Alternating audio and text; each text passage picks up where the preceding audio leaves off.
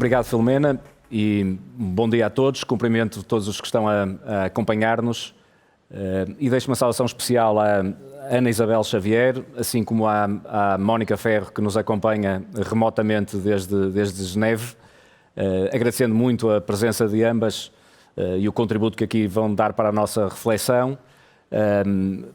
A vantagem de poder ter estas duas pessoas comigo é que eu posso dispensar-me de as apresentar. Tenho uma carreira académica e profissional que fala por si nesta área das relações internacionais, da geopolítica e da forma, no fundo, de olhar o mundo em que vivemos e de perspectivarmos o mundo em que vamos viver. E nós tivemos o arrojo de querer trazer para este Building the Future 2022 um tema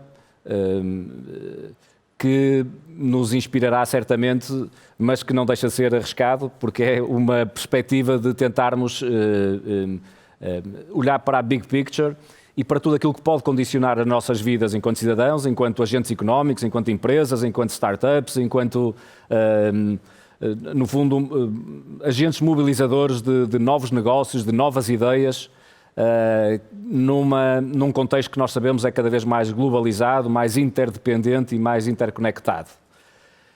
E por isso eu reforçando este agradecimento, eu deixo um primeiro tema para as nossas ilustríssimas oradoras, que se prende precisamente no momento em que estamos a começar um ano novo. Nós temos normalmente este hábito e esta tradição de o mês de janeiro ser um mês prospectivo em todos os aspectos. Eu arriscava-me a dizer-vos, ou a lançar-vos este desafio de partilharem connosco aqueles 3 grandes temas, desafios, se quiserem, riscos ou oportunidades, o que entenderem, mas 3 grandes temas que vos parece que vão condicionar a nossa geopolítica, a nossa realidade mais abrangente, se quisermos, durante este ano de 2022. Ana, se estiveres de acordo, começo contigo aqui no estúdio. Claro que sim. Obrigada, Pedro, e bom dia, Mónica, também. Eu, quando olhei para o ano de 2021, identifiquei claramente 4 Cs: China, clima, Covid e Cabul. E agora, quando olho para 2022, vou olhar para 3 Rs. O R de revisionismo, o R de reequilíbrio e o R de retoma. E explico muito rapidamente estes 3 Rs. De revisionismo, porque claramente vamos ter um ano protagonizado por uma Rússia com ambições imperiais na sua vizinhança, com o reforço da presença militar, pelo menos em 3 frentes, na Ucrânia, na zona de Donbass, como temos vindo a verificar, aliás, nas últimas semanas, mas também na Bielorrússia e no Cazaquistão. O segundo R de reconfiguração e reequilíbrio do sistema internacional. E aí, claramente, parece-me que, perante uma certa disfunção do próprio sistema internacional, em que os Estados Unidos de Joe Biden se querem retrair um pouco dessa reconfiguração, mais focados na política interna, menos na política externa, claramente que nós vamos ter um espaço vazio que em política internacional rapidamente é preenchido. E aí, China e Rússia, mais uma vez, também, a dominarem esse espaço de reconfiguração, de reequilíbrio, com alguns pontos de ignição. A Ucrânia, já falei, mas também Taiwan e o Irão. E muito claramente também aqui algo que une a Ucrânia a Taiwan, nesta matéria de reequilíbrio e reconfiguração, que é: estamos perante intimidações, mas não invasões. Parece-me, se é que podemos fazer alguma futurologia para 2022. Último R de retoma. Não sei se é uma retoma pós-Covid, mas é uma retoma em Covid, em que claramente temos que olhar para uma dimensão de resiliência económica, financeira das nossas sociedades, mas em que também entramos num desafio que me parece que vai muito também ao encontro da Mónica, que é o acesso à igualdade de oportunidades. O acesso à igualdade de oportunidades numa vacina, numa cura, em cuidados de saúde, em políticas públicas e, portanto, parece-me que 2022 claramente vai ser um ano de política internacional de revisionismo, de reconfiguração, reequilíbrio e, esperemos todos nós, de retoma. Obrigado, Ana. Palavras que eu julgo otimistas, apesar de tudo, na sua vertente final, mas que não deixam de nos Eu sou uma inquietar. otimista por natureza, Ainda faço bem, já este disclaimer. Ainda bem. Mónica, mais uma vez obrigado por entrares nesta nossa sessão e participares neste Building the Future, e de imediato passo-te a palavra com o mesmo desafio. Obrigada, Pedro. Olá, Pedro. Olá, Ana. Em primeiro lugar, lamento imenso não estar aí convosco, mas aqui temos uma boa demonstração de como é que podemos construir o futuro juntos, ligando-nos com esta facilidade, estando à distância de um clique. E a pergunta que lanças, eu vou respondê-la também, como a Ana Isabel, com otimismo. Eu, no meu caso, afirmo-me sempre como uma otimista informada e já várias vezes me perguntaram em que é que isso me distingue de uma pessimista. E eu digo sempre que é o ponto de partida. Portanto, eu olho para a realidade internacional e olho para a geopolítica e para a questão que me colocas, Pedro, com umas lentes muito otimistas, mas com umas lentes das Nações Unidas. Ou seja, para mim, os grandes desafios internacionais são sempre os desafios que abalam o multilateralismo, são os desafios que abalam as relações de poder entre os Estados e entre os povos, e que, de uma certa forma, os desafios que eu escolhi são desafios que colocam em causa a própria existência das nossas sociedades que nós conhecemos. E é claro que vou escolher como um primeiro grande desafio geopolítico a pandemia e as respostas à pandemia. Já ouvimos à exaustão que nenhum de nós está salvo se nós estivermos todos salvos. Já ouvimos várias vezes falar sobre a necessidade de acelerar o processo de vacinação, de acelerar o acesso às vacinas como uma questão de equidade. Aliás, estamos todos a falhar naquele que foi o compromisso mundial de ter, até ao fim do ano passado, 40% da população global vacinada e até meados deste ano termos 70% da população global vacinada e, portanto, a questão da equidade está aqui posta em causa, e é claro que a afirmação do acesso à vacina como um bem público global pode levar a vários focos de estabilidade e pode levar até que muitos povos questionem os alicerces do multilateralismo. O outro grande desafio que ia destacar resulta das alterações climáticas e aquilo que o secretário-geral das Nações Unidas chamou há poucos dias uma emergência climática. E ele apela exatamente a todos os Estados que entrem em modo de emergência, ou seja, para cumprirmos os compromissos que fomos assumindo em termos de neutralidade carbónica, em termos de redução das emissões, é preciso uma avalanche de ações neste ano. E, portanto, o secretário-geral pede-nos entrem em modo de emergência. Não há planeta B. Não há outra opção que não seja reparar os danos que fomos fazendo ao planeta, não só em nome da sustentabilidade do nosso modo de vida, mas sobretudo em função de preparar o planeta para as gerações vindouras. Portanto, é uma questão até de justiça intergeracional, se assim quiseres ver.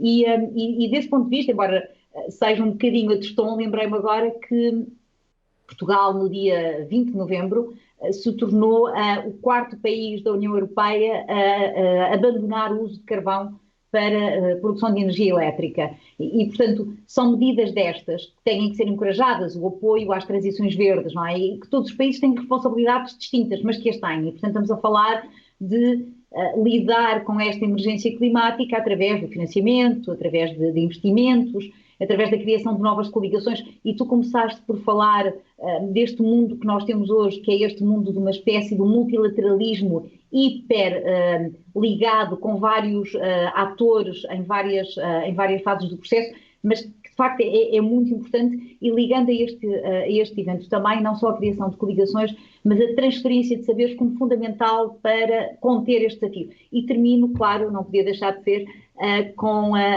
as crises de direitos humanos. O secretário-geral disse também nesse seu discurso de há poucos dias que este é o momento da história da humanidade em que a conflitualidade mais aumentou desde 1945, e é claro que isto tem um impacto na preservação dos direitos humanos e tem um impacto no desenvolvimento, na segurança, e eu não estou a falar de ambos como se fossem opções, estamos a falar de um pacote. Desenvolvimento, paz, segurança e direitos humanos são o tripé em que deve assentar qualquer sociedade, e portanto, apelando a que este desafio geopolítico seja enfrentado com esta consciência da humanidade partilhada, de que o global é sempre o local de alguém e que os direitos humanos, nos quais se incluem, como é evidente, os direitos sexuais e reprodutivos e os direitos das mulheres, ou não trabalhasse eu para o Fundo das Nações Unidas para a população, mas que se vejam que as divisões políticas e as divisões geopolíticas têm que ter os direitos humanos como uma trave mestra de superação. E, portanto, o meu grande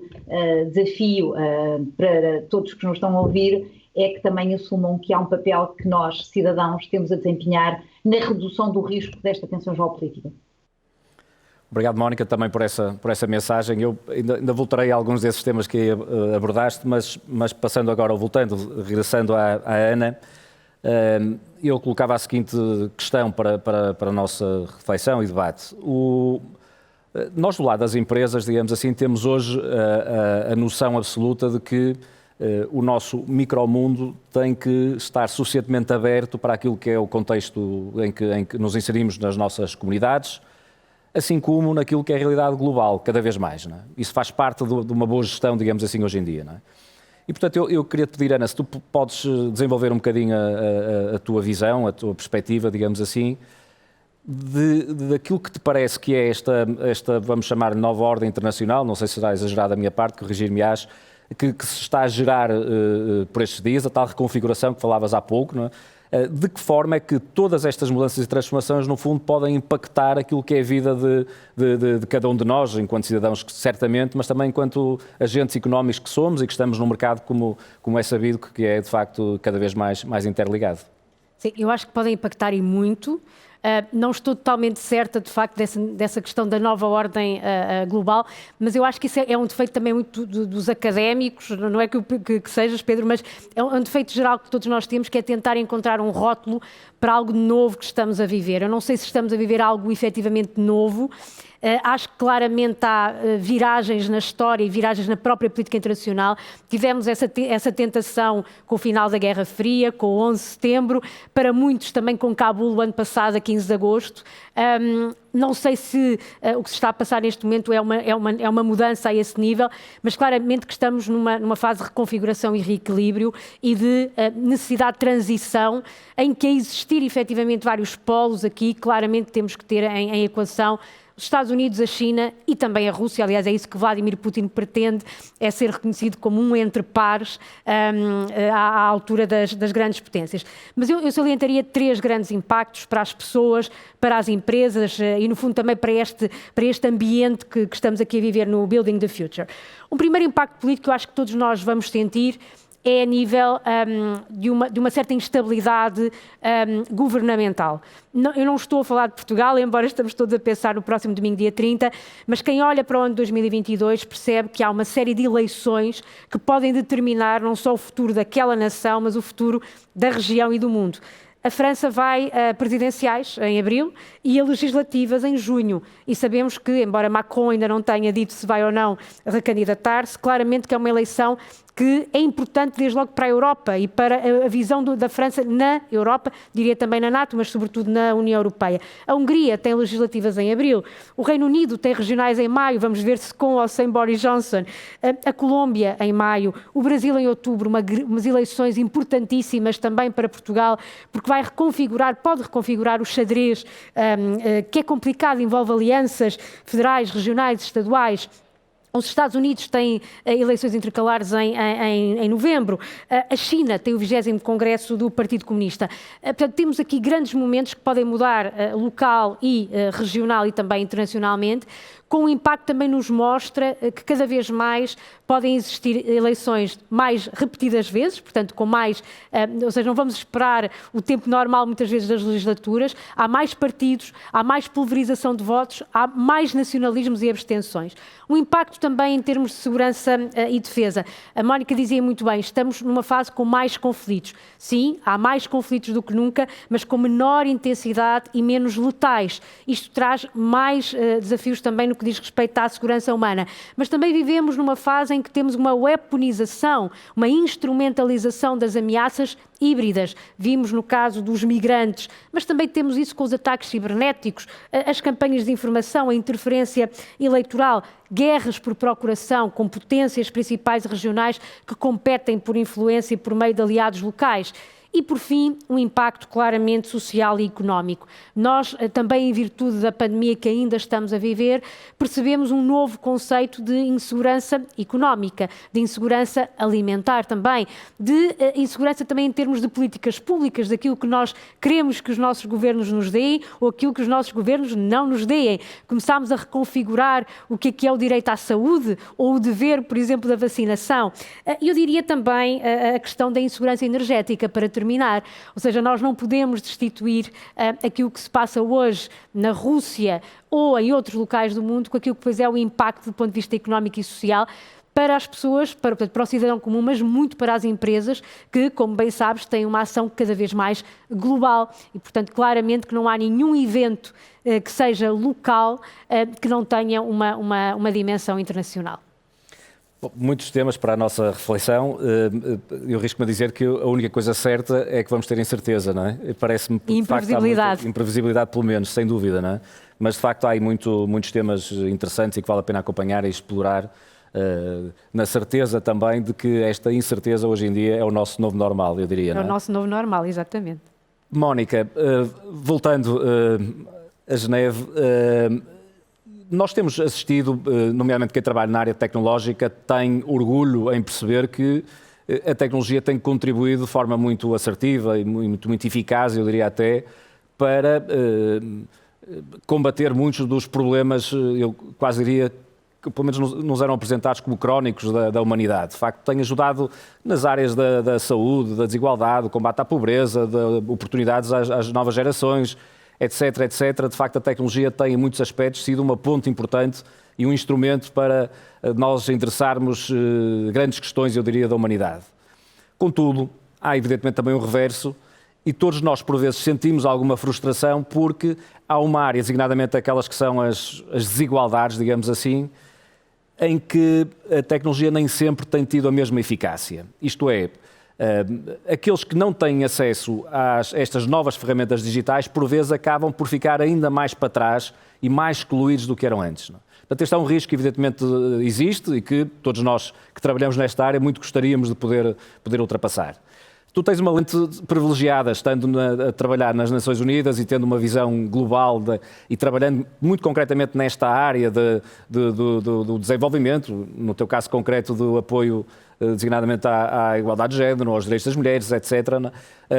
Tu conheces bem esta realidade. E a minha pergunta é, se quiseres um bocadinho quase filosófica, arrisco-me a dizer, portanto admito que a pergunta seja difícil, ou pelo menos a pergunta é fácil, a resposta é que poderá ser mais complexa, não é? Se te parece que nós podemos, de facto, ultrapassar este fosso e, de alguma maneira, fazer com que a tecnologia esteja indiscutivelmente ao serviço da humanidade, nomeadamente impactando diretamente aqueles que são os grandes problemas globais que nós temos pela frente. Bom, essa tua reflexão final fez-me pensar numa série de outras coisas, porque de facto, se houve coisa que esta pandemia nos mostrou, Pedro, foi que de facto a pandemia foi um catalisador do digital. Nós rapidamente tivemos todos que recorrer a uma série de ferramentas que para nós eram excepcionais e passamos a recorrer a elas como o nosso dia-a-dia. Talvez o exponente seja os drinks over Zoom ou as reuniões familiares no Zoom. Isto de facto revolucionou a forma como nós trabalhávamos. Para nós, a questão que tu levantas é uma questão crítica, porque de facto, ao mesmo tempo que há esta percepção de que todos temos acesso à infraestrutura e que a conectividade é uma espécie de operação binária, não é? Nós ou temos acesso ou não temos acesso. A verdade é que mesmo quando garantimos acesso à infraestrutura, muitas vezes esse acesso não é com a regularidade que seria necessária e não é criado o contexto em torno desse acesso. E posso dar um exemplo muito claro na área do nosso trabalho na educação sexual compreensiva. Não basta garantir aos jovens o acesso a plataformas onde eles podem ter informação adequada à sua idade, baseada em provas científicas. Não basta garantir que os jovens têm acesso a essas plataformas, é preciso lhes dar a formação adequada, o contexto educativo adequado para que possam usufruir da informação que está disponível, porque é uma informação que é, como podes compreender, vital, é uma informação que diz respeito ao seu corpo, à sua vida, a como se protegerem de infecções sexualmente transmissíveis, apenas para dar um exemplo. E, portanto, o uso de plataformas para nós, Fundo das Nações e a População, era já algo que estava muito no nosso modus operandi, aliás, está no nosso ADN. Se te lembrares que nós fomos criados em 1969, exatamente para fazer projeções de grandes tendências, não geopolíticas, mas demográficas, e que nós somos a agência que mais trabalha com os Estados, ajudando-os a realizar os censos, que é a operação mais complexa que um país pode levar a cabo em tempo de paz, e recorremos imenso a imagens de satélite, a georreferenciação, para poder exatamente localizar todas as pessoas e poder fazer essas contagens. Portanto, está profundamente embrenhado no nosso ADN a utilização destas plataformas. No entanto, há, como tu dizias, uma espécie de uma falsa percepção de como as ferramentas existem e a acessibilidade é medida em termos macro, de grandes percentagens, que todos nós temos acesso a essas ferramentas, quando, no entanto, o hiato digital aumentou mesmo durante a pandemia. Portanto, há aqui uma série de perplexidades que eu não sei responder de forma completa, mas que têm a ver exatamente com as desigualdades, têm a ver do ponto de partida de onde começamos.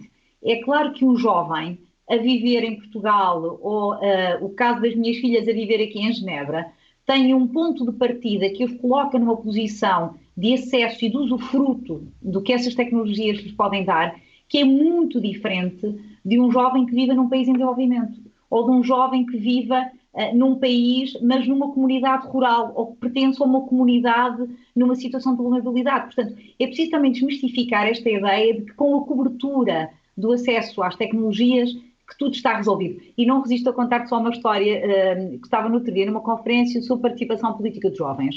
E então estava a dizer que os jovens devem exigir um lugar à mesa das negociações, onde as decisões são tomadas, e os jovens devem ter a sua própria voz. E esta é uma conversa que nós temos há quase 30 anos.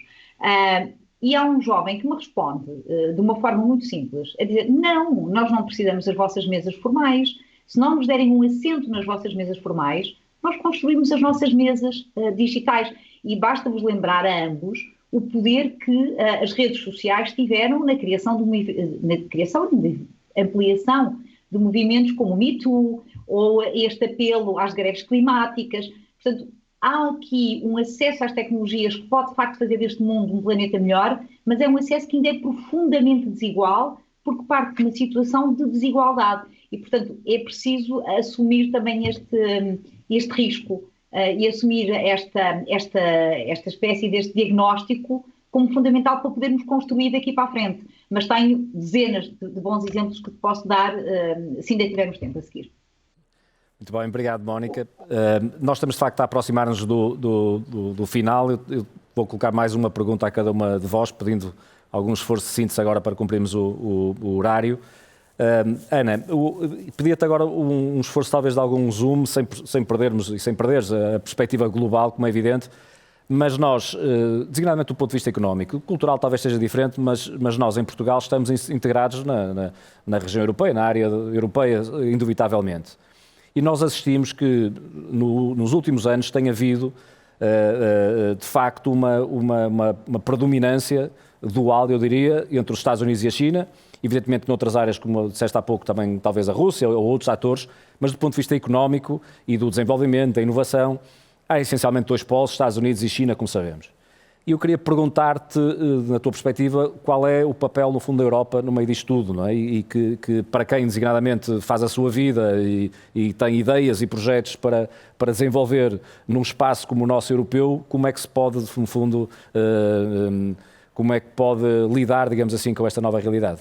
Sim, olha, eu sou uma europeísta convicta, não sou federalista, mas sou europeísta convicta e, portanto, a minha resposta vai ser muito parcial nesse sentido. Eu acho que a Europa pode e deve desempenhar um papel sob pena de se tornar absolutamente irrelevante neste xadrez de política internacional e sob pena de se tornar um objeto político não identificado. Não é esse o projeto europeu que se está a tentar aprofundar nos últimos anos. E eu salientaria, do ponto de vista europeu, duas iniciativas muito rápidas que me parecem que podem relançar a Europa neste ano 2022, e não irei falar do Programa de Reconstrução e Resiliência e de toda a dimensão do Next Generation EU, porque isso para mim já é do ano passado, mas 2022 é o ano em que vamos testar, desde logo, uma iniciativa que foi lançada em dezembro do ano passado, que é o Global Gateway, que é exatamente uma iniciativa que pretende responder manifestamente a esta dimensão tecnológica da China. Aliás, a Comissão Europeia define-a como uma nova estratégia europeia para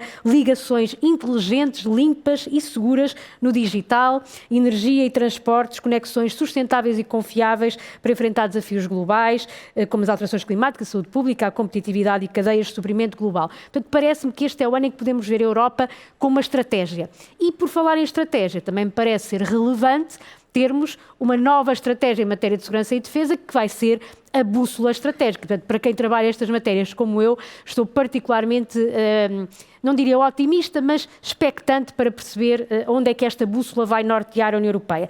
No que diz respeito a Portugal, só queria deixar aqui uma nota importante.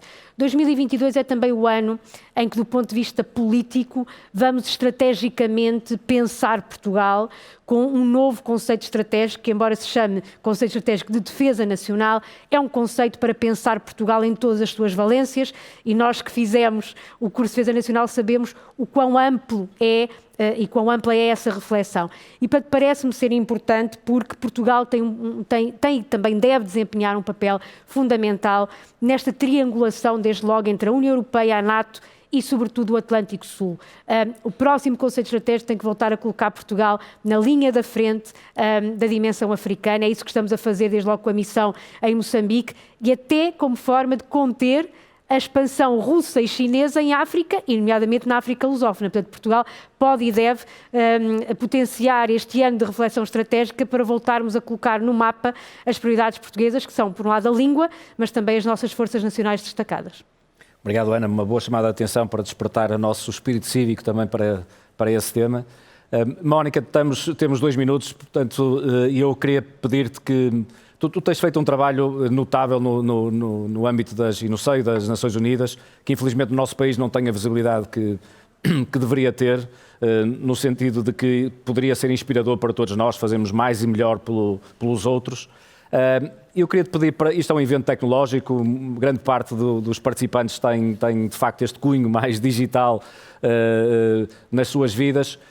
Como é que tu, no âmbito também da tua atividade e da agência em que pertences das Nações Unidas, como é que tu vês que a tecnologia tem estado? Se nos quiseres partilhar algum exemplo, não sei, da forma que entenderes expor a tua visão, como é que a tecnologia pode também ser, desse ponto de vista, aqui uma ferramenta importante para o trabalho de uma agência com as características dessa, não é? Bem, então queres uma espécie de elevator pitch, não é? Dás-me 30 segundos. Exatamente. De facto, para começar, acho que a pergunta